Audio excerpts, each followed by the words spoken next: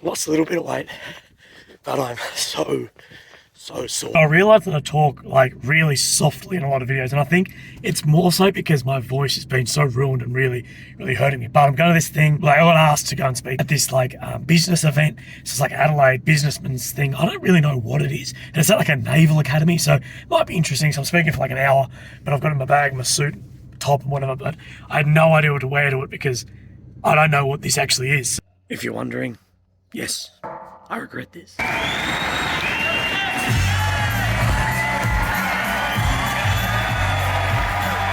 Hey guys, I hope that you're doing well, and if you're following along with fitness and you're getting into it too, that you're having some success. This week for me was a slower one, especially on the weight loss front, with only being really 200 grams, which could just be a piss I took or didn't take. So that's just life. That's how it is.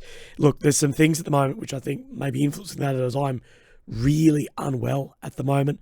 I still managed to train this morning, but it was very light session, and my legs are absolutely killing me from a big leg day a couple of days ago. So that can all influence this. But in the beginning, your actual ability to do long workouts and do long runs and whatever and burn more is limited just by the lack of fitness that I've got at the moment. So as you get fitter, your ability to do that increases as well. So that'll be good. As I've said, the first few weeks, months, it's just very, very slow, just grinding away. It feels like you're getting nowhere, and then it starts to pick up there. But all in all, good week.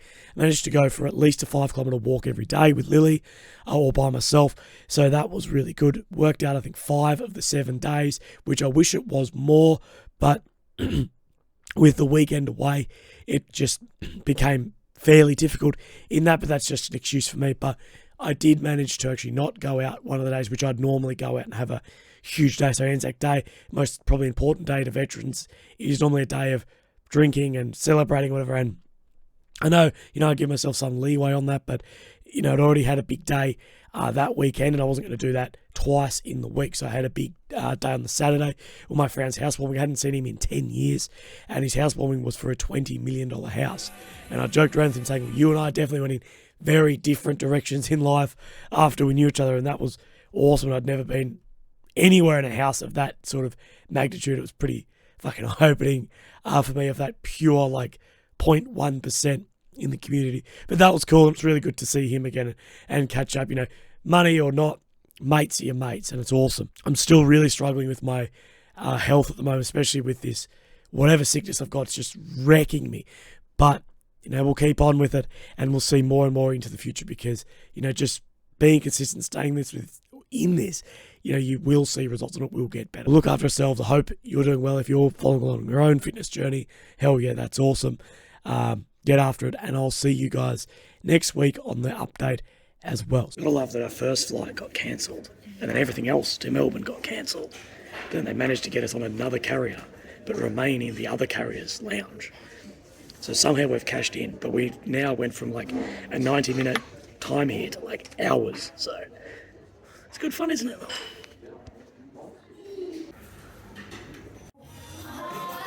We're mid-flight. So we landed back in Adelaide last night, and it felt alright, tired from big night the night before and just a big trip all over. And then I've woken up really unwell, so I'm struggling with my lungs again, and just my immune system is always with my health shit going on.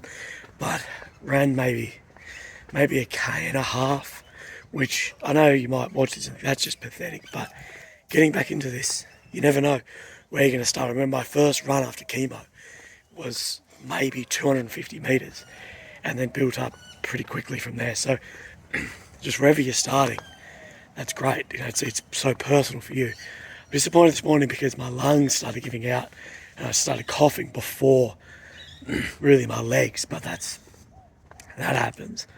So it's disappointing that I've got unwell so quickly in, but that's just a whatever. So I'm not sure how this week will actually pan out, and hopefully this pisses off, so I'll try and get some exercise in, heap of sun to get some vitamin D in me.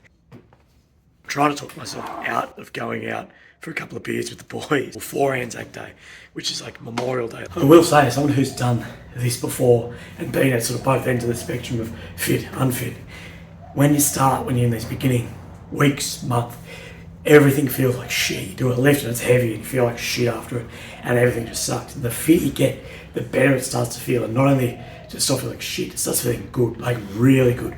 And then you'll spend hours doing it. So you will feel crap, but eventually you sort of get over that hump to where just the drop of endorphins, adrenaline, whatever it is, starts feeling better and better and better, and to the point where you're like loving it and you can't wait to do more, rather than it just being, pushing shit uphill for a while. So that's something you got to move across the boundary of. Drinking cough medicine or whatever this is, like Lemsip stuff, because I've woken up really unwell. Step out for a run because I lost a few days of exercise this week because I was travelling away. So I need to do something, but lungs are killing me. I just feel wrecked. I'm about a kilometre in now.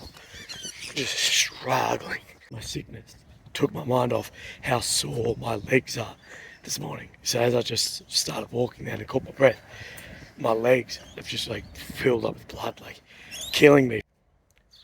At least I look how I feel. So, but I still got a gym today, and I got to work and make a video because I just need to. So, fuck.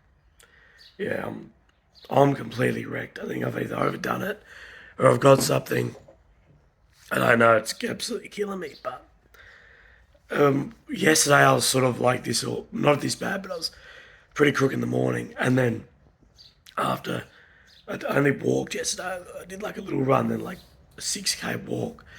I felt a lot better, so I'm going to do some gym this morning and see. But my biggest problem too is my legs are so fucking smoked. Right, so you're going to have to excuse the mess in the kitchen, because this is a real kitchen, not a YouTuber's kitchen when they live in LA and have a cleaner. And I'm probably going to have a nipple out at some point, so excuse you for that as well. And if you're wondering why the giraffe's on top of the fridge, Willy's dog Bez loves the doorstopper giraffe, so it basically lives up there full time. But I am a convenience eater. I think we all are. Well, maybe not all of us.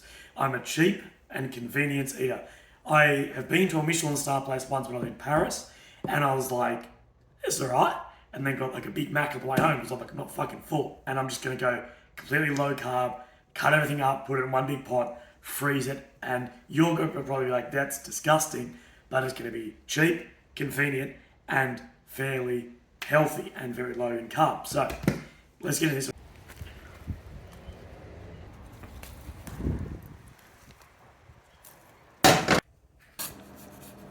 Capsicum. I think Americans call them bell peppers, but capsicum. So cut these up along with the scraps into the worm farm, and they will love them. These can be a prick to cut, but it is very simple. Cut off each end, and then cut it straight downwards. Open it up. Yes. You can just cut out the centre bit. Now, anyone who gets stuck in there about how I use a knife, yeah, I have no idea what I'm doing.